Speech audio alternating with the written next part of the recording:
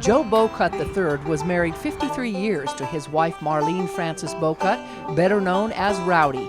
She and her 2 children came as a package deal, which was just fine for Joe, who took them on as his own. Then they added 3 more. Joe never made us feel like we were not part of his family.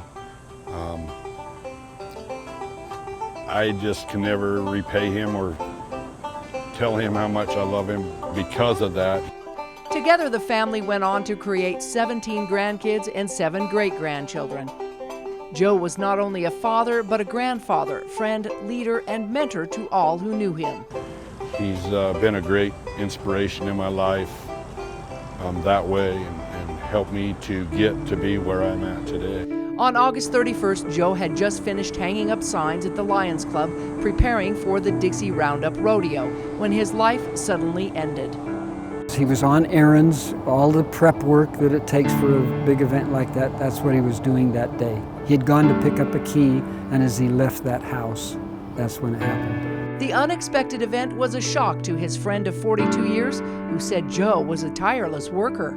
Because he was involved in religious things. He was a former bishop. He was involved in civic things. He was a city councilman. He had been involved in civic clubs. He was involved in the Chamber of Commerce, the Rotary. He reached all facets.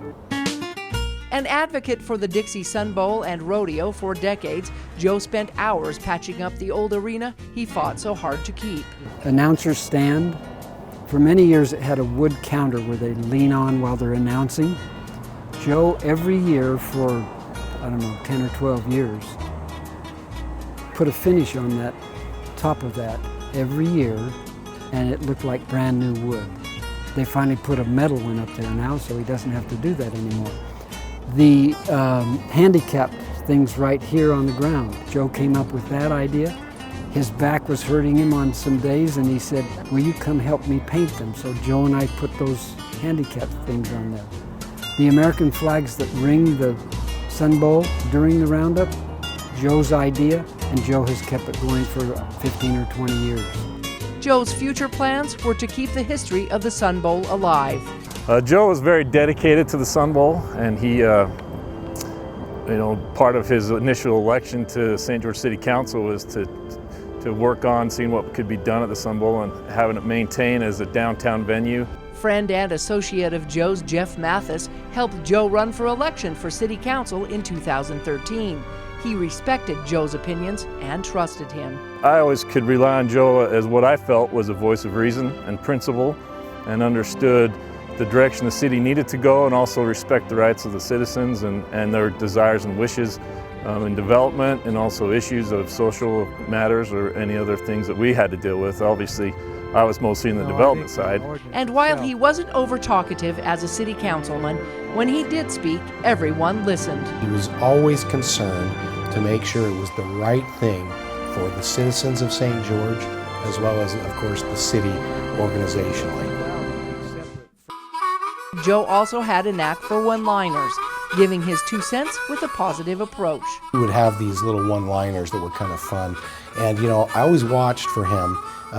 He had a twinkle in his eye most of the time, but if you watched just right, you knew something good was coming. Something funny, a good one-liner, a good joke, whatever. Always in good taste. And that's how Joe Bowcutt lived his life. He was an example to others, always with a smile on his face. Loved his family, loved his friends. And again, I think if you were his friend, you probably thought you were his best friend. Because he treated everyone that way. Jeff recently lost his brother, Greg Mathis, who was also in the St. George Lions Club and chair of the Dixie Roundup Rodeo last year. And there'll be dedications and memorials, and they have the riderless horses that happens at the beginning, which is always a very heartwarming and touching experience, and will be so in this case as well. It'll be a good rodeo. It'll be very emotional for sure. Everyone, I think, that had a chance to meet and know Joe, they knew he was the real deal. They knew he was down to earth. There's just so much about Joe. Just treasure the fact that you were lucky enough to be around him. You know, if I could be half the person he was, or even half the dad that he was, I will be happy. Joe would have been 77 on September 8th. I think if anything, we could emulate him and try to be like Joe. Try to be as positive as he always was. In St. George, Melissa Anderson, Community Education News.